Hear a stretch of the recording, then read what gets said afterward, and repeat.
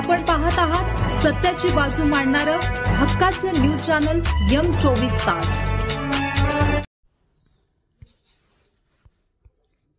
वारणा नदीच्या काठावर श्री गणरायाला भक्तिमय वातावरणात निरोप। कोल्हापूर आणि सांगली जिल्ह्यातील भाविकांनी गणपती बाप्पा मोरया पुढच्या वर्षी लवकर या म्हणत दिला निरोप।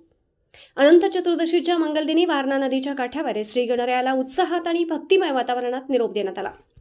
गणपती बाप्पा मोरया, मंगलमूर्ती मोरया, पुढच्या वर्षी लवकर याच्या गजरात गणेश भक्तांनी बाप्पांच्या मूर्तीचे वारणा नदीच्या पात्रात विसर्जन केले। कोल्हापूर जिल्ह्यातील निलेवाडी, पारगाव या गावांसह सांगली जिल्ह्यातील ऐतवडे खुर्द, कुरडप, कुंडलवाडी, येलूर, चिकुर्डे आणि देवरडे यासारख्या नदीकाठच्या गावांमध्ये गणेशोत्सवाचा उत्साह शिगेला पोहोचला होता। या भागातील गणेश मंडळींनी श्रींच्या मूर्तीची प्रतिष्ठापना करून विविध सामाजिक उपक्रम राबवले। अनेक मंडळांनी महाप्रसादाचे आयोजन करून भाविकांना आनंद दिला। अनंत चतुर्दशीच्या दिवशी अनेक मंडळांनी वाजत गाजत मिरवणुका काढून बाप्पाला निरोप दिला। या मिरवणुकांसाठी पारंपरिक वाद्यांचा वापर करण्यात आला, ज्यामुळे वातावरण अधिकच चैतन्यमय झाले होते। कोणत्याही प्रकारचा अनुचित प्रकार घडू नये यासाठी कुरड पोलीस नदीकाठी तैनात होते। तसेच मूर्ती विसर्जनाच्या ठिकाणी दिवाबत्तीची योग्य सोय करण्यात आली होती, जेणेकरून भाविकांना कोणतीही अडचण येऊ नये। यावर्षीचा गणेशोत्सव पर्यावरणपूरक पद्धतीने साजरा करण्याचा संदेश अनेक मंडळांनी दिला।